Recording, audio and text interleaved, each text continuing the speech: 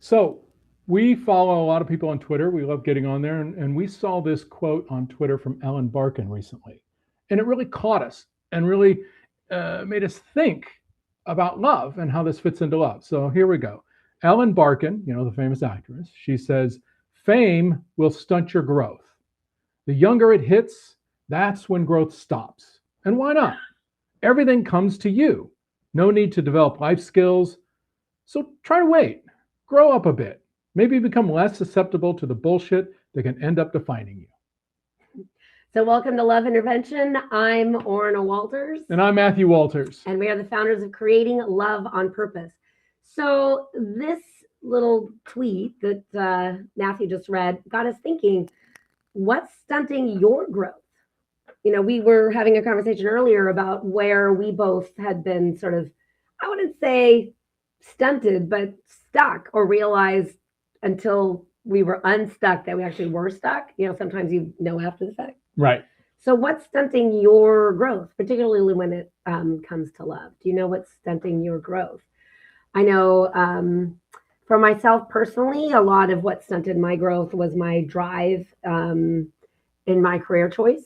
I worked in the entertainment industry for decades. I think you know that, but a lot of them don't. Yeah. And it requires that you, how do I say it? It requires that you sort of devote yourself, right, as you're doing that. I also just want to make sure everybody can hear us. So we had a boo-boo last week. It was our first week. Tonight is our second love intervention. If somebody can just type into the chat, we hear you. You can hear us fine. That would be great, just so we know we're not talking to the void. That's right. So oftentimes the things that stunt our growth are decisions we make. Decisions we make about ourselves, decisions we make about the world. And, take a moment and think about that. Think about a decision you've made about love. And that decision has kept you stuck, right? And maybe that decision is, look, I have to give up something really important to me in order to get love. And I don't know if I'm willing to do that, right? That decision, that belief will stunt your growth in love. Because it's a limiting belief. Right? If you think you have to give up something that you really value, then, right? Then now you're kind of stuck. I know for me, for many, many, many years, I thought, love had to come from this one person, right, who had already rejected me. And because that person didn't choose me, then I was actually, my limiting belief was I'm unlovable. So I guess that's where I was stuck for a long time. Yeah. I had the limiting belief that I was unlovable. If you can relate to being unlovable or being stuck, type something in the chat. We're here tonight to answer your questions. So if you're in need of a love intervention, we're here to help. We promise we'll answer any of your questions with love, but it's really an ask me anything, right? It's kind of an AMA. So ask us anything. We're an open book. You can ask about ourselves, Orna and Matthew, Love on Purpose, your dating questions, your relationship questions. We're here to really be of service to you. And actually our goal tonight is to see if we can help some of you get unstuck. Exactly. So thinking about this idea of getting stuck, right? We have a client who she gets stuck when it comes to meeting guys that she's really attracted to, because she has a belief that says, look, if this guy is somebody that I'm really hot for, then I'm going to sleep with him. I'm not going to wait. I'm not going to decide that, first find out if he's good relationship material, first find out if we're even a good match, right? I can't seem to control myself in that area. And she gets stuck there. And so what happens is it derails her from being able to, find the love she wants, being able to be discerning in the dating process, being able to hold back on giving somebody the benefit of the doubt before she really gets to know them. Wow, Stacy, thank you for sharing that in the chat. That's really a place of vulnerability that you're coming from. I just really want to honor that. I can relate to it so much, so it really is landing on me very powerfully. Stacy says, I'd say internal dialogue, stuck with an internal dialogue, right? Hearing my parents say how unworthy and unlovable I am. And I just... that tapped right into my stuff. So I'm just going to resonate with that because it's an old pattern that I used to have. And I'm saying that specifically to you, Stacy, because trust me, if I could change that and then end up with this great guy, wow, sky's the limit for you too. Like you can, there's a way to undo that. And I think when we start realizing that we have an inner dialogue, right? And how many of you are listening to us right now are in touch with your inner dialogue? What are you saying to yourself about yourself? What are you saying to yourself about yourself? What you're saying to yourself about other people is kind of helpful if you're not there yet. If what are you saying to yourself about yourself? You can stop. That's sort of like the pathway down, right? The pathway into inner dialogue. Exactly. What am I saying to myself about other people? But what are you saying to yourself about yourself is really sort of the basement level inner dialogue that we really like to get to in our work to find those self-limiting beliefs.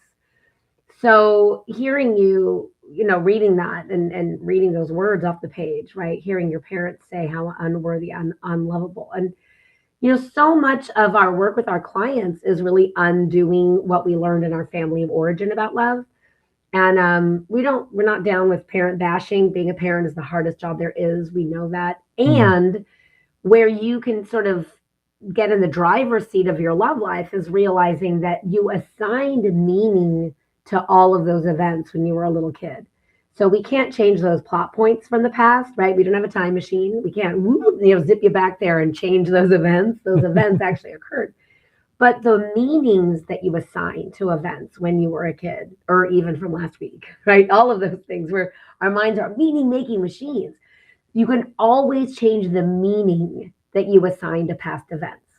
So who gets excited when you hear me say that? Anybody want to share in the chat? Does that excite you? Because when I first realized I could change the meaning to the events I gave to the events of the past, I was like, oh my gosh, wow. So anybody else's mind blown the way mine was the first time I heard that? Anybody? Well, people think about that and reflect on it. I want to take a slightly different tack when talking about this internal dialogue and the stories we attach to them, because the reason the stories themselves are sticky, right? The reason that they last. Oh, Stacy, so glad to hear that excites you. Yes. The reason those stories are sticky and the reason they last and that they stick around is because there's strong emotion attached to the internal dialogue, strong emotion attached to the story, whether it's fear, anger, sadness, hurt, shame, or guilt. And you'll always hear us talk about those 6 core negative emotions: fear, anger, sadness, hurt, shame, or guilt, right? Because most of our negative emotions can be taken down, narrowed down to one of those 6 core negative emotions. And we call them negative emotions not because they're bad, right? No, not because there's anything wrong with feeling them. We call them negative emotions because so many of us spend so much time and energy trying to avoid feeling them. Right? We're trying to twist into some kind of place or shove them down, or like we don't want to feel them, right? Exactly. We don't want to feel those and things. Sometimes if you've been really, sort of indoctrinated into this idea of the law of attraction, you think that, oh my God, I'm feeling these bad feelings and I'm thinking these bad thoughts. I'm going to attract these bad things into my life, right? And it's not a direct equation. It's not a direct equation. It doesn't actually work that way. But it's really about healing those emotional wounds. So let's say, for example, I don't know how many of you were raised to believe in Santa Claus, right? But at some point, me, but him. Yeah, I was. She wasn't, right? At some point, you discovered or learned, or it was revealed to you that Santa Claus actually doesn't exist. And for those of you who are watching who still believe in Santa Claus, I'm sorry to be the one to pull the Band-Aid off so tightly right now, so roughly right now. I know it pulled some hair out, right? So Santa Claus didn't exactly exist. Now, are any of you still attached to that story? Are you angry about it? Are you hurt about it? Your parents, right? Or do you still hold a grudge and you're like, oh damn it, my parents lied to me. They made me believe in this, this chubby guy, this fat guy coming down the chimney, right? From the North Pole. So, and look, if you are still upset about it, we're not trying to make fun of you. Honestly, we did actually have a client once who said, yeah, I'm still mad about it. They were really mad. And still that Santa Claus, I think it was more about the betrayal, the being lied to, than it was about Santa Claus himself. But that's kind of what was the story with the client. But I'm just saying your reality, your truth is your truth. But most of you, I would say, right? Because we've had thousands and thousands of clients all around the globe. And I think we've only had that one just a few years ago. It was like, I think 3-4 years ago. That was like, yeah, I'm still upset that Santa Claus isn't real. And so and upset at her parents. So, Yeah. most of you probably don't feel that way, right? Most of you are probably like, oh yeah, I was upset when I was a kid. I'm totally over it. And you probably, if you have kids and you're a parent, you probably duplicated the same duplicitous act, right? Right. And having them believe in Santa Claus. And it's this thing where we think that it's the way we think it's one thing, but it's actually another. And so sometimes when you turn it on its side, we can sort of see things in a different light. So some things, quote, stunt our growth. And in some ways that keeps us stuck.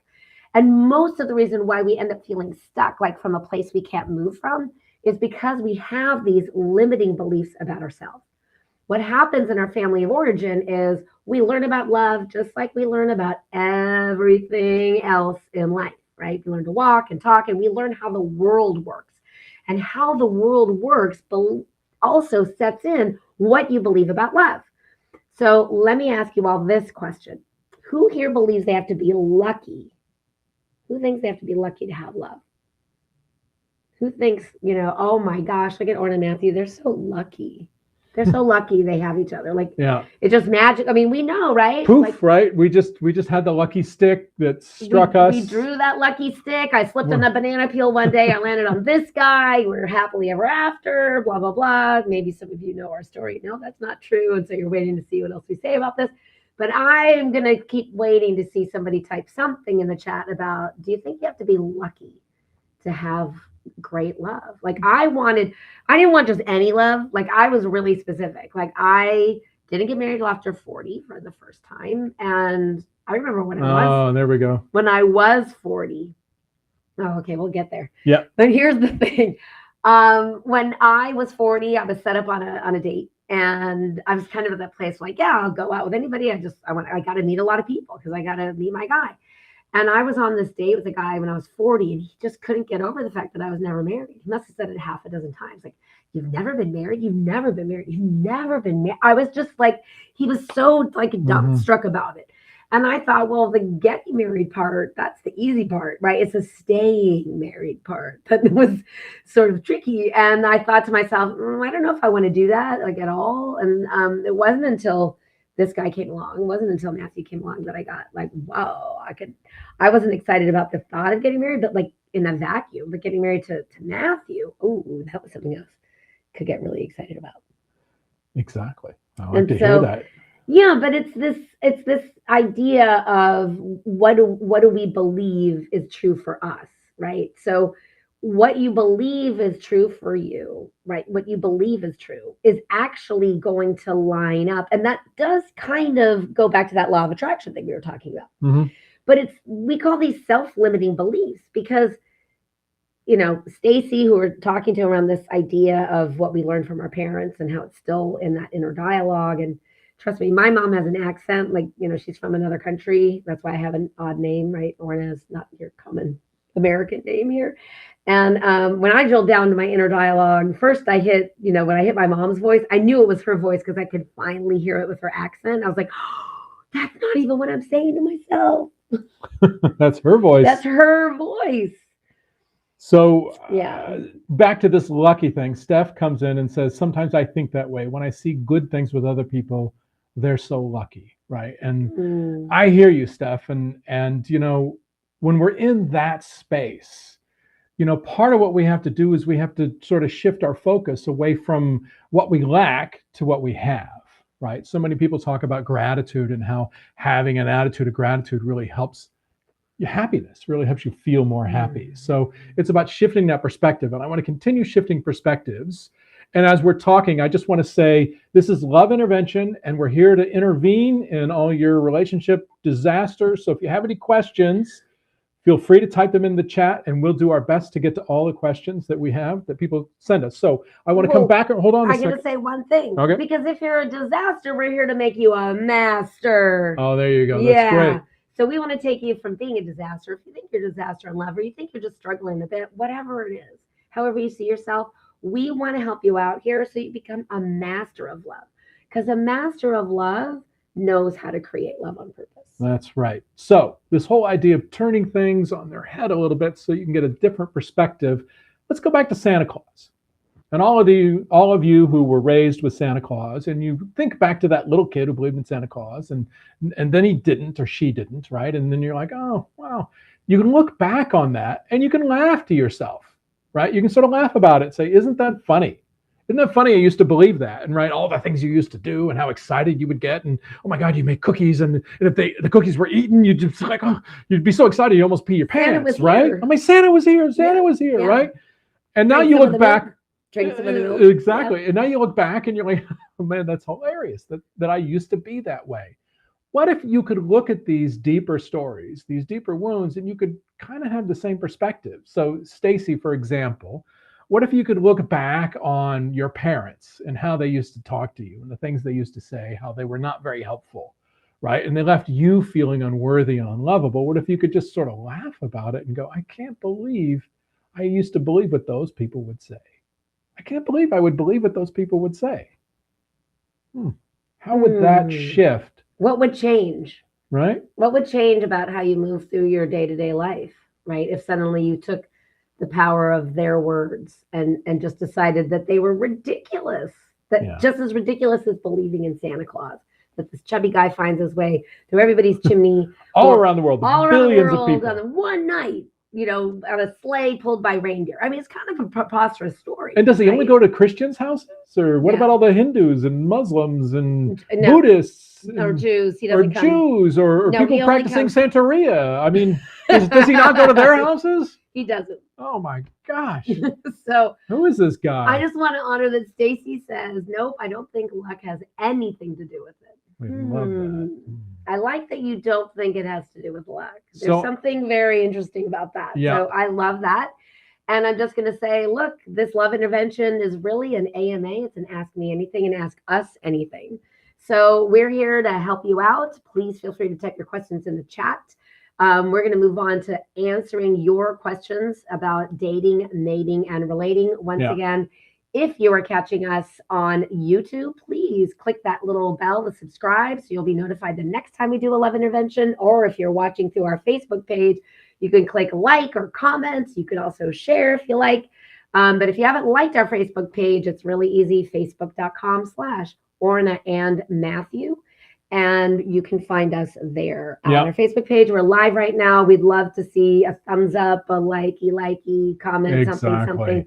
So that we know you're alive and ticking and things are, I still am amazed at the technology that we could be sitting here and streaming into wherever all of you are. So we appreciate your time today. And we want to get to answering your questions. So I know we can't see what's going on in Facebook or YouTube, but Isa and Steph, if there's any questions out there that people have submitted, go ahead and send them as well. We'd like to thank our team for being here in all of those places so we could just be in one place to find all the questions. So if you're typing them in wherever, YouTube, Facebook, or here on Vimeo, so we want to have a look-see at that. And if nobody has any questions, I thought we had some ahead of time questions. We did have a couple. All right. Let's see if we can. Do you know where to find them? Or... There okay. Maybe we have one here. We have. Oh, Stacy. Thank you, Stacy, for joining us tonight. We're here live with Stacy this evening, and Stacy says, "Finally realizing I needed to cut ties with my parents. Oh, it was a hard pill to swallow. My dad would always end up tainting my relationships by getting in their ear, whether they believed it or not. It's one thing, but was too much for them to deal with either way." Oof. Your dad was my mom, by the way. My mom had that behavior. I only say that because, number one, we're not therapists, so I can share about my personal life. Yay. The other thing is, I don't want you to feel alone. Like, I don't want you to feel like you're the only one. I think my parents were incredibly incapable as parents, and I felt really sort of isolated growing up. I felt like I was the only one that had parents that were incapable. I mean, they really were, I'm making air quotes, but they really were sort of incapable. Like, even as a little kid, I thought, they just don't have it together for this parenting thing. And so I say I'm resonating with your story, with, the events that you're sharing, right? These stories that you're sharing about your relationship with your parents, to say you're not alone. You're not. That, but I do feel that uncomfortableness of your dad sort of sabotaging these relationships and getting in the ear of somebody that you would feel, vulnerable enough to say, hey, I want to bring you home to meet them, because that's a big step to take with somebody that you're dating, right? To bring them home and meet your family. And I just don't know if there's a question in there. We have a question here. You do. Great. Yeah. So Pauline writes, I just broke off a relationship with a love interest on February 9th. This is very soon, very recent. I still think of him and I still love him. Are we going to get back together, or should I leave it in the past? The guy did not know how to show affection or the kind of love that I need. Please share your thoughts. I'll go. Yeah. You want to go? I'll go. Okay, go So, Pauline, you kind of answered your own question at the end, right? Where you said this guy didn't really give you what it is you needed in a relationship. And I know there's that part of you that had hope, right? And hope is always the first thing to enter a relationship. When we first, meet somebody, it's like, oh, I have so much hope about, what's going on. I have so much hope about this situation. I have so much hope that this is my person. Oh my God, this is my person. I found my person, right? And that hope clouds us. It clouds our thinking, and it gets in the way of us really seeing who this person really is and discovering if this person's really capable of being the person we need them to be. And when a relationship ends, that hope is still there, right? Especially if you're the one who didn't end the relationship, right? When somebody else ends, they break up with you, that hope sticks around. And we're going to say something that's kind of like peeling off the Band-Aid. And your first thing to do is you got to kill the hope. You got to kill the hope. I'm going to go about that a little bit of a different tactic. And I agree with Matthew if you know for sure this person can't fulfill your needs, because needs are not negotiable. You have to partner up with somebody who is willing to and capable of fulfilling your needs. But you can wiggle on your wants and negotiate your wants all day long. So one of the first things to realize is, what do you need versus what do you want? And know what the difference is between a need and a want. But if you broke up with somebody and you were the initiator of the breakup, I would say you only want to go back to that person if you, want to give them an opportunity to fulfill what you need by making very specific requests, and saying that you cannot go back to a relationship if it's going to be the same. In other words, I know for me, like I had guys that would break up with me and then want to get back together a few weeks later. And my question always was, well, what's different? And they would say, well, I miss you. And I'm like, but that's not enough. What's going to be different? Right? Like, because my thing was, well, why would I take you back and risk my heart and open my heart again if you could just go again, just on a whim? Right? So my question was always, what's going to be different? So I want to ask you, because you were the initiator of the breakup, what would you require to be different if that person is willing to give it another shot and you're willing to give it another shot?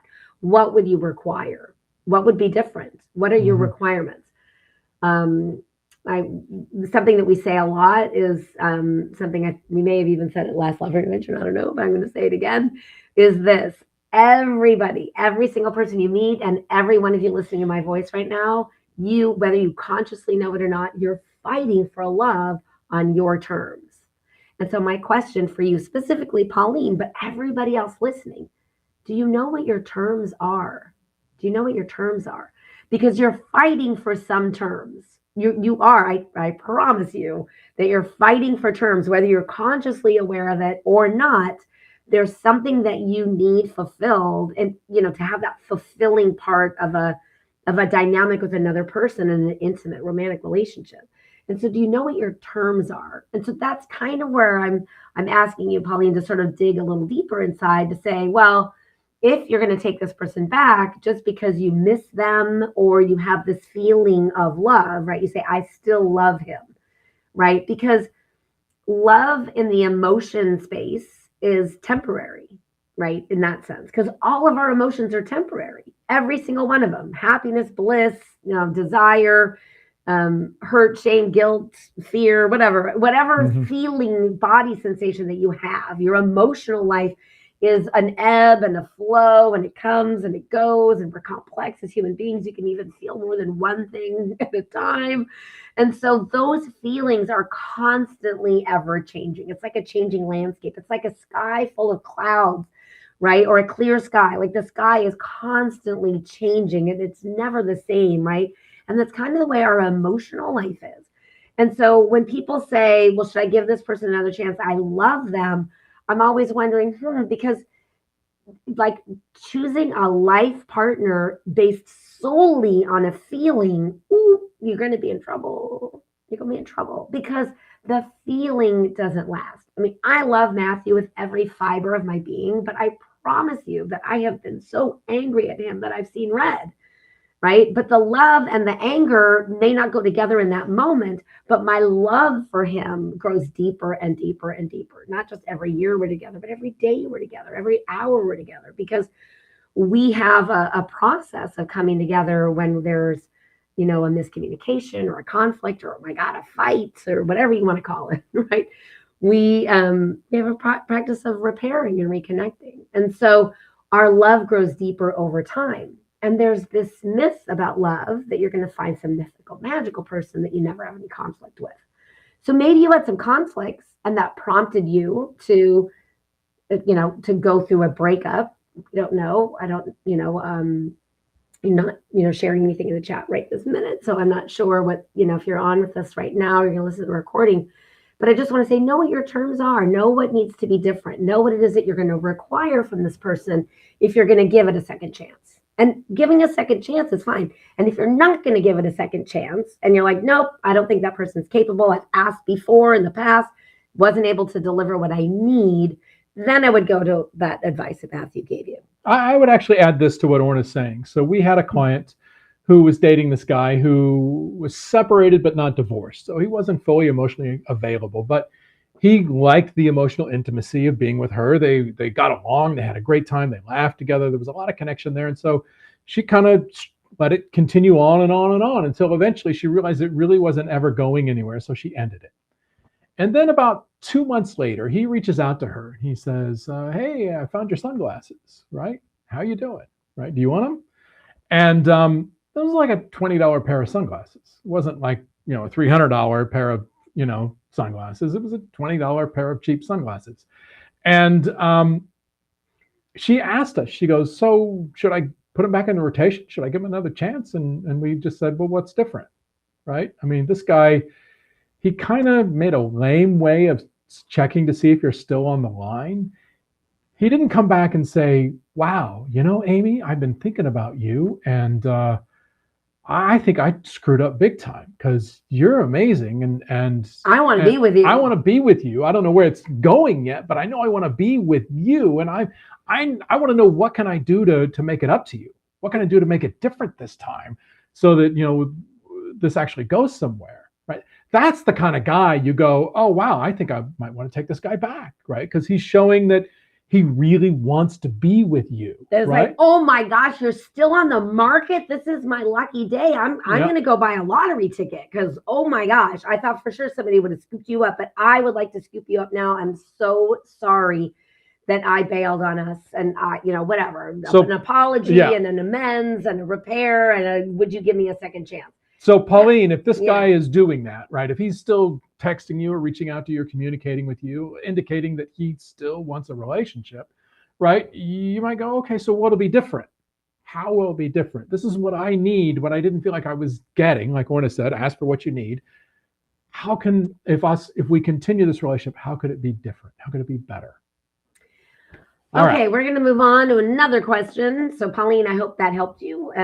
You can always reach out to us at support, SUPPORT, at loveonpurpose.com. We'd love to hear from you or anyone else there if you have a question or a follow-up question. Christina says, I'm dating this guy and I find him really attractive. So the chemistry is high, right? She says, we haven't slept together yet. And this isn't my usual pattern. I usually jump in too quick and it doesn't work out. How long do I wait? That's a great question. How long do I wait before having sex for the first time? Great question, Christina. And I'm just going to say before we answer that, if you're watching us on YouTube, on our YouTube channel, please hit the little bell somewhere down there and hit the subscribe so you're notified the next time we do a love intervention or post another video. Also, if you're catching us on our Facebook page, please like, react, whatever, like, love, comment, share, give us a little love out there. We're here to spread love. I'm Orna Walters. And I'm Matthew Walters. And this is Love Intervention, where we answer your dating, mating, and relationship questions. When do I have sex for the first time? Drum roll. Okay. Is it date 3? Is it date 5? Is it date 7? You know what? There ain't no cookie cutter answer. Because you know what? You're you, and no one else is you, Christina. Here's the deal. There isn't a magic number. It's not like, oh, date him for 3 months. I hate the 3-month rule. Like, what the hell's that? Or the 3-date rule? Anybody wink, wink? I know the 3-date rule. So, boy, I had some people very expectant on that 3rd date, too. Yeah. What kind of an assumption is that? So, it's not the number of dates. It's not how much time. Here's the real answer. The real answer is when the two of you could have a conversation about what sex means, what it means to you, what it means to him, and you're in agreement about you're maybe not in agreement about what it means, but you're at least in agreement about understanding what it means to each other. And then as adults, you can say, hey, great, let's have sex, right? And here's the deal. So romantic, but so necessary. Oh my gosh, it's so important, because this is the difference between dating like a teenager and dating like a grown-up. So you don't want to date like a teenager with all those hormones flowing and you can't control yourself and you just sort of jump in and hope it works out. Fingers crossed, please let him call me, right? So here's the deal. What you want to do is have the conversation about what sex means. So does sex mean exclusivity? And if sex means exclusivity for you, then you need to have that conversation, but not in the heat of the moment where you're making out all the way to the bedroom or in the backseat of the car or the front seat of the car or wherever. You do not want to be doing this anywhere, anytime after your lips have been connecting and you're having all of that yummy good stuff flowing. Because, Meatloaf recently passed, but that is making me think of that song, Paradise by the Dashboard Light, right? Yeah. Stop right there before we go any further. Will you love me? Will you love me forever? Will you need me? Will you never leave me? You all know the song. So, right. And then he's praying for the end of time because he promised to love her till the end of time. And oh my gosh. And, it's kind of hard in the heat of the moment. So you can have the sex as two, consensual adults when you can have the adult conversation, not on the way to home base, not even anywhere near first base. Not even on the baseball field. Not even on the baseball field. Take it out of that context altogether. You just want to be able to have the conversation. And you know what? It may sound unromantic, but what it does is it's clear communication. And when you have clear communication, then the romance itself can blossom. So I will tell you, it wasn't about sex, but it's a similar conversation. I said to Matthew, I think 2 weeks into dating, I said, this is going really well. And I'm going to tell you really early on here, because it has nothing to do with you, but I'm never going to live with a boyfriend again. So that's just not on the table for me. And it was kind of unromantic, and we weren't having a romantic moment. I just said, I want you to know this about me. I made an agreement with myself. So, at some point along the way, I realized I'm really good at keeping my agreements for other people. If I tell somebody I'm going to be somewhere, oh, trust me, I'm there. Like, I would have to be dead to not arrive. But I would blow off agreements I made for myself all the time. And I stopped doing that. And so I sort of, in my 30s, I decided, I have to keep an agreement to myself. So I made an agreement that I was not going to live with a boyfriend. And so I thought, here's this handsome guy. We seem to be getting along really well. I told him really early, 2 weeks into dating. I was like, look, this has nothing to do with you. I made an agreement with myself.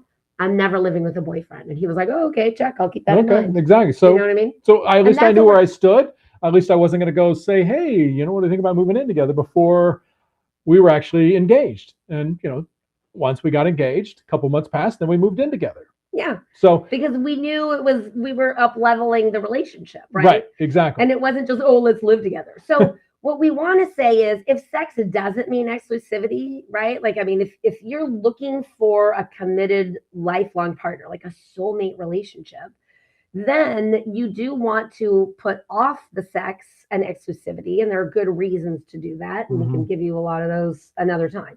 What I'm getting at is, if it's just for the sex and you just feeling horny, great. Just get the consent of the other person. Like, hey, you know what? I'm just feeling, kind of randy and I just want to get it on. And I don't, this doesn't mean we're moving the relationship forward. I'm not expecting any more from you or whatever. It's perfectly acceptable. But that's why you want to have the conversation beforehand. Because a lot of people think only women are having, sex when it means exclusivity and men are not expecting exclusivity. And those gender lines aren't necessarily true. No, a lot of men make the assumption that sex means the relationship's moving forward. And a lot of times that's not what it means for the woman. And also what it means is if you want to change the terms moving forward, say you have that conversation and say, hey, look, I just find you hot. I don't, this is just about sex and I think it'd be great. And you guys have sex and then you have another date and you have sex and you have a few more dates and you have sex on those dates. And then eventually you're like, wait, I think I'm kind of starting to like this person. For a relationship, you have to have that conversation too, because that person may think it's just for hooking up. You're just a great hookup. You're somebody you like hanging out with and you're a great hookup, right? So it is about being an adult. Like when I said, don't date like a teenager, date like an adult, date like a person who can have these conversations. So I want to give one example from our clients, because I think these are always really helpful. We had a client who, was dating several different people, and she met this guy, and literally after the first date, he's like, I want exclusivity. And she comes to us and she says, I don't know what to do, right? This guy, he wants exclusivity and he's the best guy I've met so far. And he seems really great. But I like him a lot, right? I don't want to lose him. We said, look, you just put him off, just not yet. Tell him not yet, which is a great thing to say if somebody's pressuring sex. You're like, well, not yet. It's going to be great when it happens, but not yet, right? So she said, not yet. That's kind of hot when you do that. And actually, it was another month or so before yet, right? Before she was ready to say okay and go exclusive. So they went exclusive on Valentine's Day.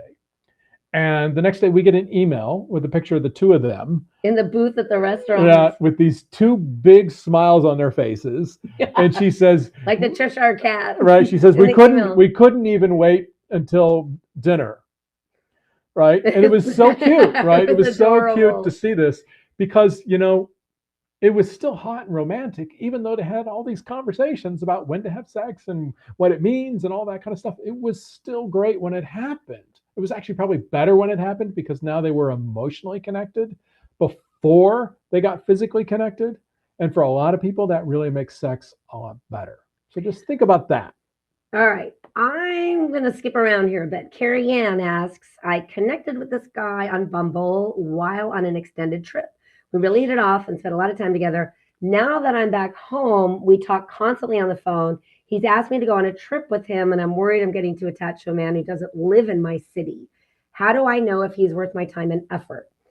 So here's the thing. Long distance relationships can definitely work. But back to what do you need in a relationship? It's really important to know what you need. Mm-hmm. Because if you require emotional connection, it's difficult to get that unless you're sharing the same physical space with somebody. And again, remember we talked earlier about how our mind is meaning-making machines. Like our mind is designed to fill in the blanks. It's a species survival. It's like built into us. So when you're getting to know somebody on the phone, you're filling stuff in. Yeah. And when we're filling stuff in and filling in these blanks, you can slant things positively or you can slant things negatively. But a lot of times you're not taking everything at face value. So there's a couple things you can do. I would put off the trip for right now, do as many video dates as you can. And instead of going away with him somewhere, ask him if he's willing to come visit you for like a long weekend or something and have him stay not with you. So there's a couple things that you want to set up to see if he just wants to take you on a trip he already planned. Number one, like it's convenient. Like, oh, I had this trip planned. I'd like to take this gal. We seem to be getting along great. Mm-hmm. And it's just sort of this casual, easy, I already had the trip planned. I had that happen to me once. I had a guy invite me to several excursions. And then when the whole thing, when he broke it off, I was like, oh, you took me to all these things. Like, oh, I was doing all of those things anyway. I just figured it'd be more fun to have you tag along. So you kind of, yeah. So I'm sort of just like want to watch out, you want to see if he's willing, to travel to you, see if he's willing to come on your terms, right? Get himself a hotel, an Airbnb or whatever. It doesn't mean that you won't spend a lot of time together, but it's not your job to make it sort of easy for him in the sense of, you don't want him to stay with you. You want to create that opportunity for it to um, either blossom or fizzle. You know what I mean? It's like love is this thing that blossoms in the present moment. Like love blossoms only in the present moment. And our mind doesn't like to be in the present moment. Our mind likes to either lament about the past and regret and that kind of stuff, or it leaps into the future, creating a future. And that's where the hope comes into stuff. So you really want to be present in the moment in your conversations with him, in your video dates with him, whether Zoom or Skype or video chat on your phone, Android, iPhone, whatever. There's lots of ways to do video dates because you're getting more data than just listening to somebody's voice. And that's why I'm saying switch some of those getting to know you phone calls to video, because when you see somebody's face and you're hearing their voice, you're getting more actual factual information. Actual factual, look at that. Great. Actual factual information instead of, so your mind has less to fill in the blanks about. You know what I mean? And then see if he's willing to come to you instead of take you out of your element. The thing is when you're dating somebody long distance, it is kind of like only dating on vacation anyway, because you're not living the regular day-to-day. It's an ongoing romance. It's an ongoing honeymoon, right? Every time you get together, it's like you're on a little honeymoon together because it's not your everyday life. And the thing about dating somebody regularly that's in your town that you see on a regular basis is you have those conversations in person of like, wow, I had a shitty day at work. And they're like, oh yeah, me too, right?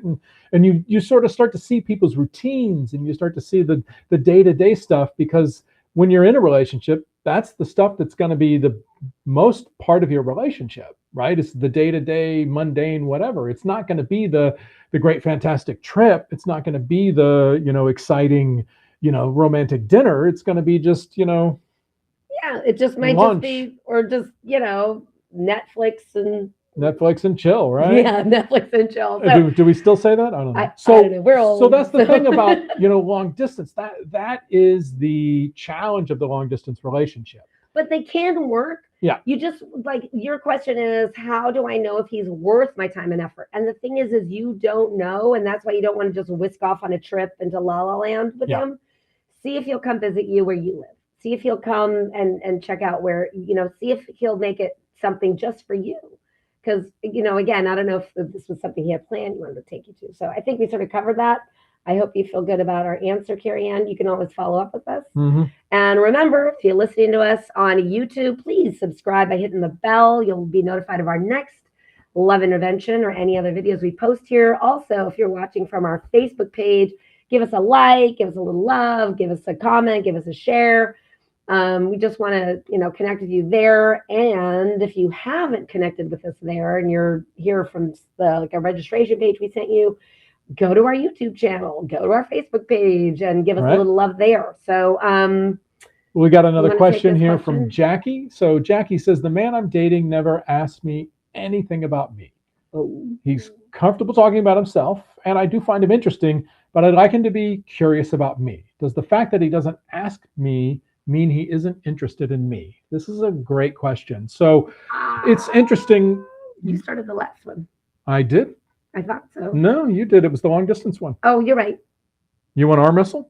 Thumb wrestle. Thumb wrestle? Okay, 1, 2, 3. Okay, we're keeping it. Go ahead. All right. So interesting thing about men and early stages of dating, right? This is really important to understand, is the most important thing on his mind is not delving into your psyche and understanding who you are and really, getting the details of this person. Actually, the most important thing on his brain is to impress you. Because he thinks on some, basic level, if he impresses you, if he puffs up his chest, right, and shows you all his colors and how smart he is or how much money he makes or how interesting he is, whatever that thing is, right, that he thinks is going to really impress you, that's the thing he's putting his focus on, right? Because he's showing up to impress you. Think about the birds. And Orna, you can take it from here. Look at the birds wherever you live, and I promise you can even watch the pigeons in the city, because all the birds do this dance that cracks me up every time. Because the male bird puffs up his feathers as big as possible, and he does a whole little dance. Don't you really want me? Don't you really want me? And his head is in the groove. His head is, don't you really want me? Don't you? And the female bird, even the female pigeon, I don't even see. She's walking away from him But it's so funny because if you watch that female bird, she's walked away, and suddenly she'll look back. Is he still there? It's hilarious. It's the funniest mating ritual. And look, all of the species have their rituals and their mating rituals. And we as human beings have convoluted this and made it so hard. What I want to tell you, Jackie, is this. You have a guy who's trying to impress you. That means he likes you. Exactly. That means he likes you. However, he doesn't know how to impress you. So he's trying to impress you, but he doesn't know how.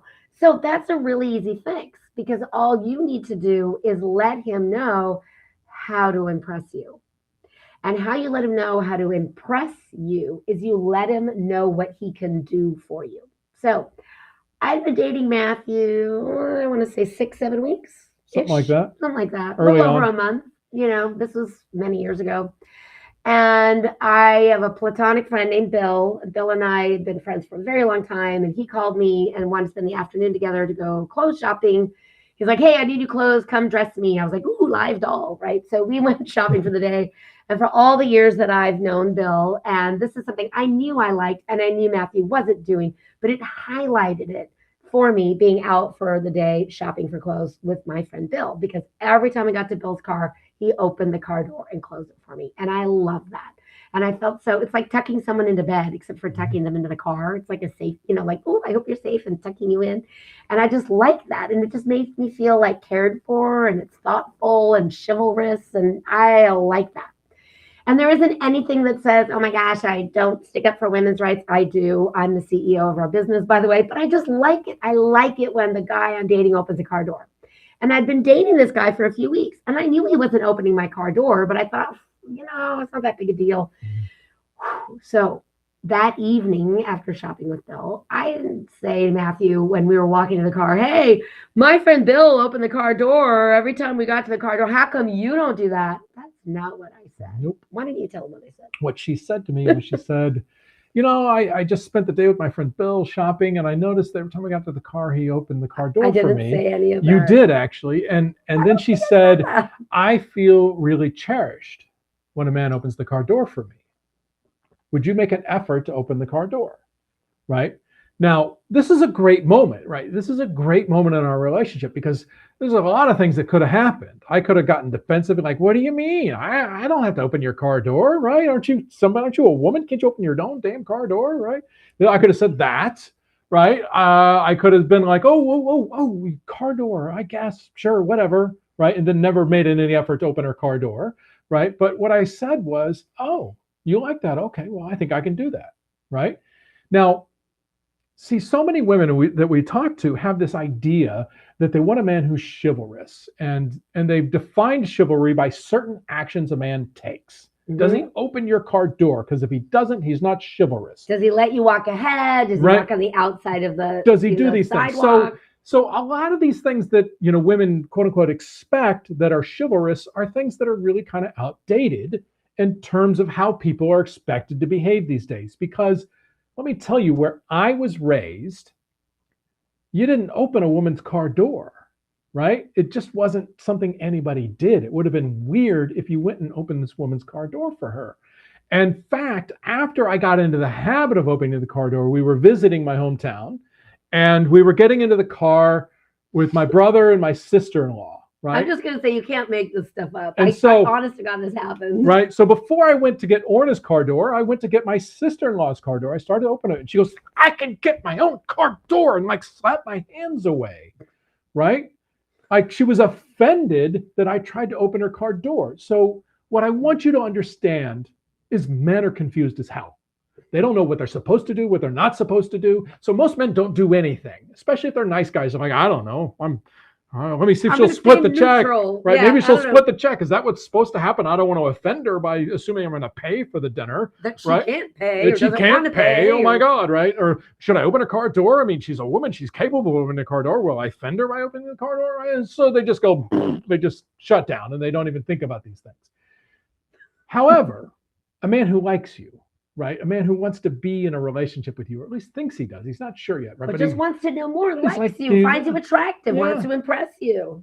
That last thing. He wants to impress you, but he doesn't know how. So he's trying, right? He's trying things. He's By like talking about it's like himself. let me show you my fancy sports car over here. Is that impressive? Right? Oh, okay, that's not impressive. Well, let me show you how smart I am. Is that impressive? Right? That's what he's doing. He's not thinking, how do I get this woman to feel cherished? How do I get this woman to feel loved? How do I get her to feel safe? How do I get her to feel these things? That's How do I get her to trust me? kind of your job. To tell him how. Yep. So if you like him and you find him attractive, you may not like your car door open. You could be 180 degrees from the kind of woman that I am, and maybe that's not your jam. Totally valid. Find something else. Ask him to do some things for you. And you also might make a request while you're on a date with him, right? So let's role play a little bit. Why don't you impress me on a third date? So I was at work. Like you were fishing. So I was at work the other day, right? And I thought we were going to be fishing. Oh, you told me to impress you. Okay, sorry. Go ahead. You tell me how to the story I'm supposed to tell you to impress you. I don't know. Jeez. Okay, so I was at work the other day, right? And we're having our team meeting, and everybody's trying to figure out this. We're working with this company, and nobody really knows what to do with them. It's really kind of crazy, but I had this idea, right? So I threw this idea out in the meeting, and boom, that was it. Everybody liked it. Everybody liked it. They did? Yeah. So they implemented your idea? You bet they did. Wow. That's kind of groovy. I heard a lot about your work stuff, and it sounds like you really like what you do. I do, and I do. Yeah. Do you even know what I do?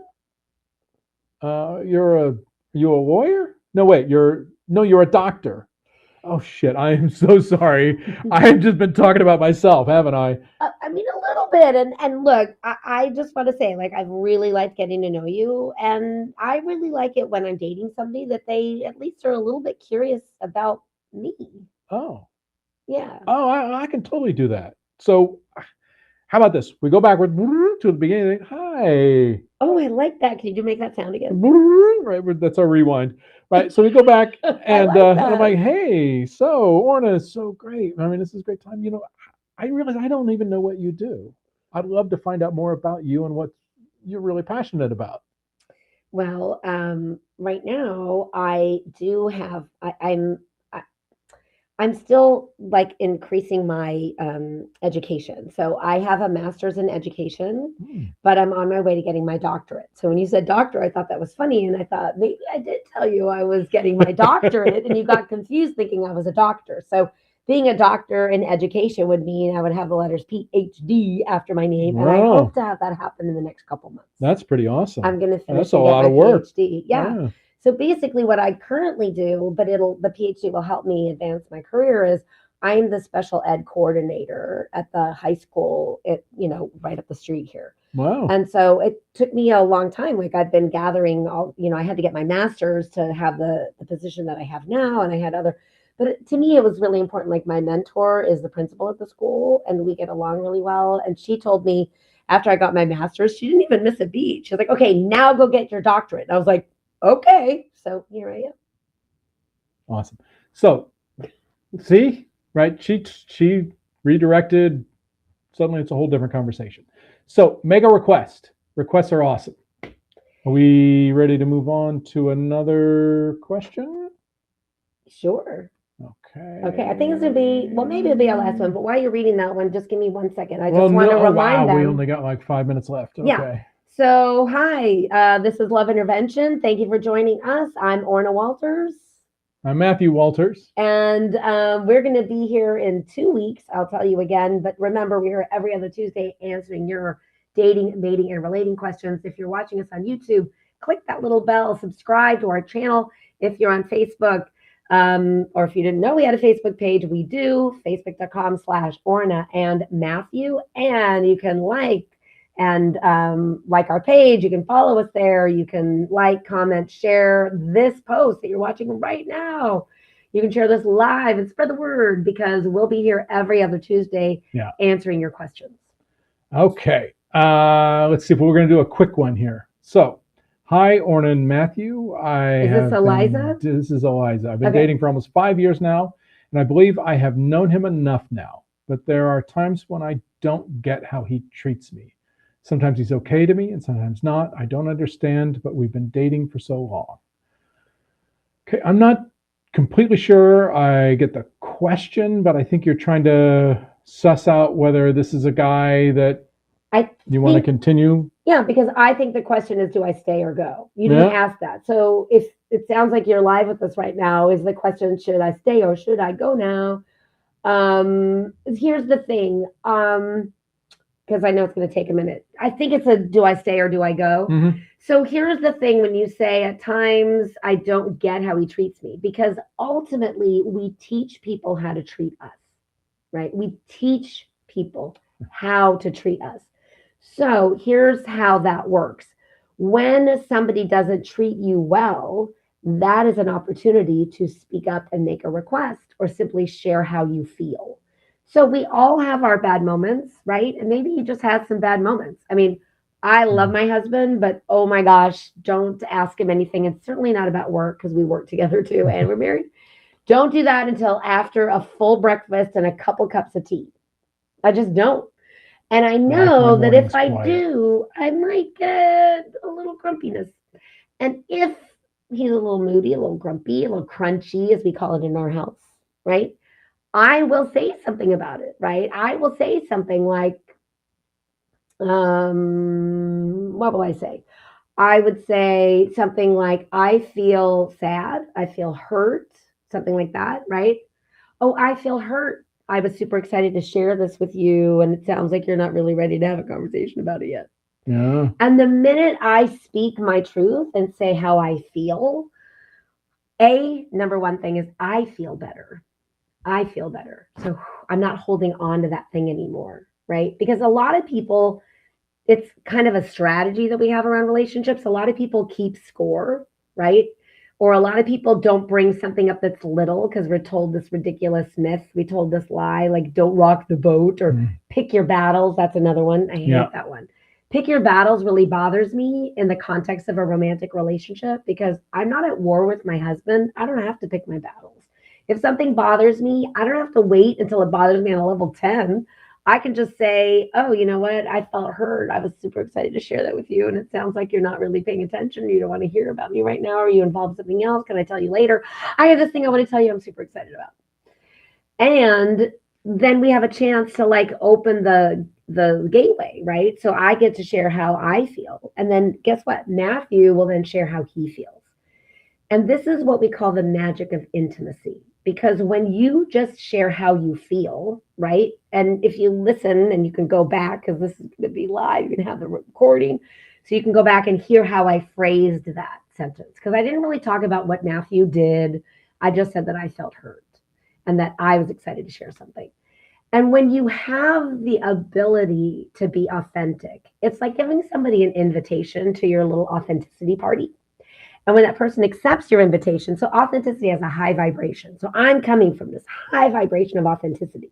Now, if Matthew accepts my invitation and also expresses how he feels and what's going on with him, and he accepts my invitation, whoa, we have magic. Mm-hmm. And that whoa, magic thing is this. It's the magic of emotional intimacy. It doesn't require agreement. Right? Matthew doesn't have to say, oh my gosh, I'm so sorry, and make a big thing out of a little nothing.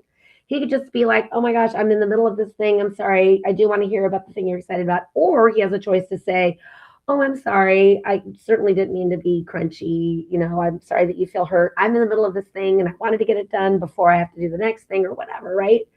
And so we just get to have a dialogue, and where both people are authentic, you now have that emotional connection that we really want with the person we're sharing our life with.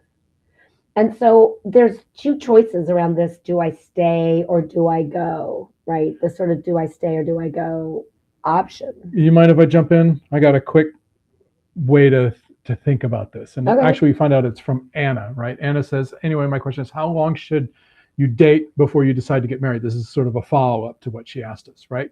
And so there is no how long. That's the wrong question, right? The question is really simple.